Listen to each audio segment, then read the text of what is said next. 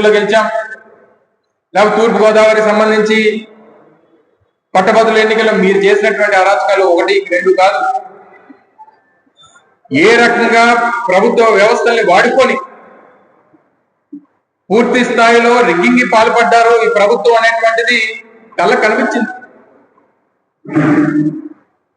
సహజంగా ఎన్నికలకు సంబంధించినటువంటి ప్రక్రియలో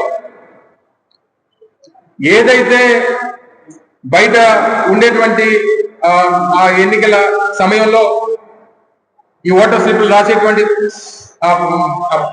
ఈ టేబుల్స్ ఏవైతే ఉంటాయో ఆ టెంట్స్ దగ్గర కూర్చొని వచ్చినటువంటి వారందరినీ ప్రలోభపెట్టి డబ్బులు ఇచ్చి బెదిరించి భయపెట్టి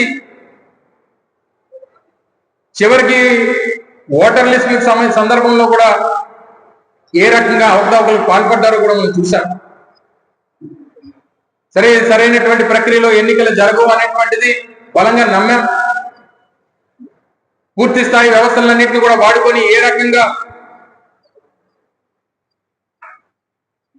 రాజ్యాంగ బద్ధంగా జరగాల్సినటువంటి ఎన్నికల్ని వారి సొంత ఎజెండాతో వారికి కావాల్సినటువంటి విధంగా జరుపుకునేటువంటి ప్రయత్నం చేశారు మిగిలినటువంటి 2 ఎన్నికలు కూడా.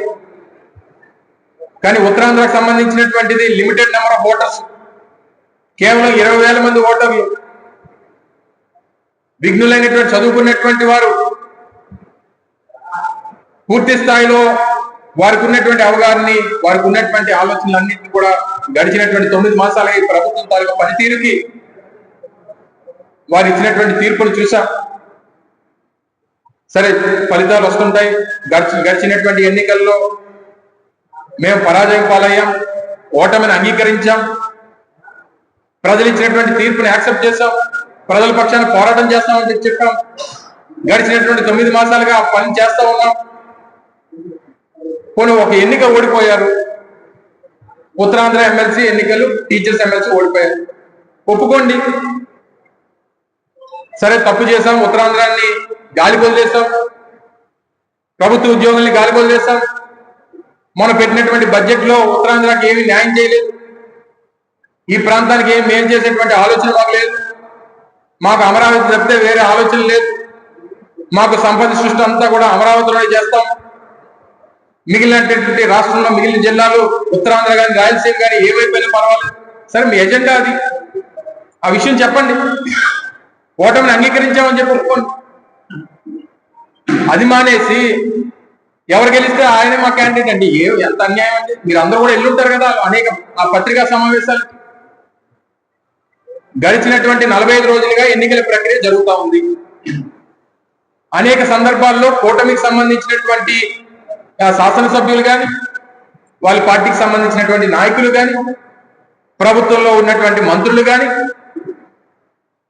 నేరుగా మా కూటమికి సంబంధించినటువంటి ఎమ్మెల్సీ అభ్యర్థి రఘువరం గారు అని చెప్పి మీరు ప్రకటన చేశారు. దానికి మీరందరూ సాక్ష్యం. ఎవరన్నా ఒక్కరోజన్నా కూటమికి సంబంధించినటువంటి మంత్రులు కానీ, శాసనసభ్యులు కానీ, వాళ్ళ పార్టీకి సంబంధించినటువంటి నాయకులు కానీ ఏ ఒక్క సందర్భంలో అన్నా శ్రీనివాసులు నాయుడు గారు కూడా మా క్యాండిడేట్ అని చెప్పి ఎక్కడి నుంచి చెప్తుంది ఒక్కటి చూపించండి. రఘువర్మ గారే క్యాండిడేట్ అని చెప్పి మీరు చెప్పినటువంటి సందర్భాలు అనేక చూపిస్తాం. ఇది తెలుగుదేశం పార్టీ రాష్ట్ర అధ్యక్షులు పల్లా శ్రీనివాసరావు గారి తాలూకా ట్విట్టర్ అకౌంట్. సో వారు మాట్లాడినటువంటి క్లిప్పింగ్స్ కూడా ఉన్నాయి, ఇవన్నీ చూస్తే సమయం సరిపోదు. ఇది పల్లా శ్రీనివాసరావు గారికి సంబంధించినటువంటి ట్విట్టర్ అకౌంట్. ఇది ఫిబ్రవరి 25వ తారీఖున గాజువాక శాసనసభ్యులు తెలుగుదేశం పార్టీ అధ్యక్షులు పల్లా శ్రీనివాసరావు గారి ఆధ్వర్యంలో గాజువాకలో 67వ వార్డులో ఉన్న జిల్లా పరిషత్ ఉన్నత పాఠశాల ఉపాధ్యాయులు ఉత్తరాంధ్ర టీచర్స్ ఎమ్మెల్సీ ఉమ్మడి అభ్యర్థి శ్రీ పాగలపాటి రఘువర్మ గారిని అత్యధిక మెజార్టీతో గెలిపించాలని మిగిలినటువంటి వారి నాయకులతో కలిసి కోరడం జరిగిందని చెప్పి రాష్ట్ర అధ్యక్షుడు పల్లా శ్రీనివాసరావు గారి వాళ్ళకి ట్విట్టర్ అకౌంట్ లో పెట్టినటువంటి పోస్ట్ ఇది. ఇందులో ఎక్కడన్నా శ్రీనివాసరావు నాయుడు గారి పేరు ఉందా? ఇది రాష్ట్ర అధ్యక్షుడు